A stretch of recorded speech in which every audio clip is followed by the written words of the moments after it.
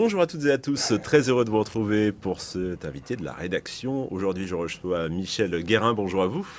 Bonjour à tous. On vous présente un organisateur du salon Fil Croisé en Anjou. Justement, ce salon, on va en parler, 9e édition.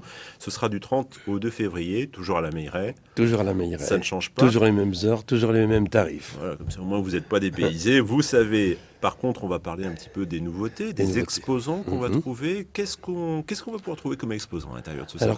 Comme exposant, on a en nouveauté cette année beaucoup de tissus et beaucoup de matières qui se rapportent à la couture en général. D'accord.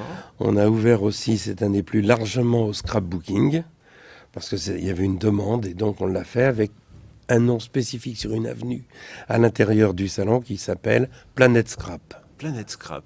On rappelle rapidement le scrapbooking pour les personnes qui ne connaîtraient pas. Qu'est-ce que c'est exactement ? Alors, c'est l'art et la manière de faire des tas de petites choses, cette fois non pas en tissu, mais en cartonnage et en papier. D'accord. Avec de la découpe, de la colle et des ciseaux. On reste donc dans ce qu'on pourrait appeler les arts du fil, les arts textiles. Les arts textiles, mais aussi les arts, les loisirs créatifs, sans aller dans l'extrême... le bricolage, par exemple. Oui, bien sûr, bien sûr. On reste toujours dans le loisir créatif. Donc on l'a dit, scrapbooking, la grande tendance. Vous sentez que ça prend de plus en plus d'ampleur ? Ça prend surtout chez les jeunes, chez les plus jeunes. D'accord. Donc on a ouvert de telle manière à avoir beaucoup plus de jeunes que nous n'en avions jusqu'à présent. D'accord, ça permet donc d'attirer les jeunes, notamment grâce à des ateliers que vous proposez pour découvrir bien toutes ces sûr, choses ? Absolument, des ateliers, mais aussi surtout des fournisseurs de toutes les matières et tous les instruments nécessaires pour s'adonner à cette pratique. D'accord. Ce sont des pratiques, le scrapbooking, mais on peut élargir à la couture, la broderie, qui demandent du temps et qui demandent d'être formés surtout. Il y a besoin de toute façon d'avoir effectivement un petit peu de temps devant soi. Ça, c'est nécessaire. Maintenant, tout le monde a toujours un peu de temps. Aujourd'hui, la seule façon de faire, c'est d'essayer d'orienter. Voilà. Pour ce qui concerne l'apprentissage, il suffit simplement d'avoir quelques cours, de prendre quelques cours de base et après de suivre. Et l'évolution se fait d'elle-même. On voit beaucoup maintenant fleurir les tutos, notamment sur YouTube. Tout à fait, absolument. C'est intéressant, ça ? C'est intéressant. Ça permet beaucoup de choses. Et effectivement, quand on connaît les tenants et les aboutissants d'une discipline, le tuto permet de se réaliser un peu plus largement.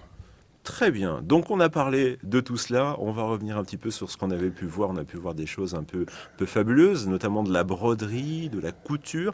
Et cette année, on a quelqu'un qu'on va mettre en avant, une artiste russe. Une artiste russe, absolument. Est-ce qu'elle est plutôt dans ces registres-là ou alors elle est dans d'autres registres ? Elle est dans un registre totalement à part, puisque c'est vraiment de l'art textile.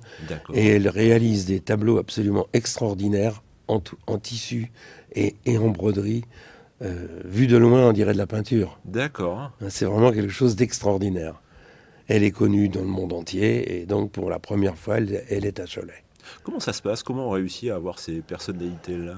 Comme d'habitude, par connaissance, ça fait quand même plus de 10 ans qu'on fait le salon d'une part, mais ça fait plus de 15 ans que je me promène à travers d'autres salons internationaux. Là, j'étais aux États-Unis au mois de mai, et effectivement, on rencontre quand même beaucoup d'artistes. D'accord. Par rapport à nos amis belges, nos amis allemands, on se situe comment ? On n'est pas si mal que ça, finalement, dans notre petit Cholet ? On est même très bien, je vous l'avoue franchement et humblement.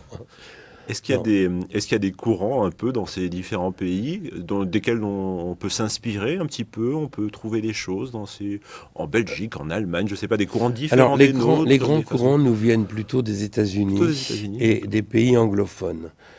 L'Allemagne s'ouvre de plus en plus. Là encore, j'arrive d'Allemagne il n'y a pas très longtemps et on avait des expositions extrêmement remarquables que je souhaite retrouver ici sur Cholet dans les saisons, dans les prochains... Effectivement, dans les prochains rendez-vous. Oui, parce que vous présentez Cholet, mais vous vous occupez aussi d'autres rendez-vous, c'est ça, au travers de la France ? J'en ai plusieurs à travers la France, mais le plus important pour moi, c'est Cholet. C'est celui qui marque le début de quelque chose. Bien sûr, c'est avec lui que vous avez commencé. C'est avec lui que j'ai commencé, et si un jour je finis, ce sera avec lui. Ce sera avec lui, effectivement. On rappelle les informations pratiques pour les personnes notamment qui voudraient participer aux ateliers, parce que c'est vrai qu'on en a parlé tout à l'heure, mais comment ça se passe si on veut Alors participer ? les ateliers, vous venez sur le salon, l'entrée est en permanente, ça vous permet de venir pendant les 4 jours, si vous démarrez dès le jeudi. vous regardez les ateliers, vous les sélectionnez et vous vous inscrivez sur place. Ça va de 0 à 35 euros. D'accord. Quand c'est 35 euros, vous avez bien évidemment le kit et le matériel d'inclus. Qui est fourni. Ok. Donc voilà, c'est Très bien. la façon de faire. Eh ben exactement. On a parlé scrapbooking. On peut parler des autres ateliers qui sont à disposition. Les autres ateliers, ce seront essentiellement la broderie, patch, dentelle, et laine.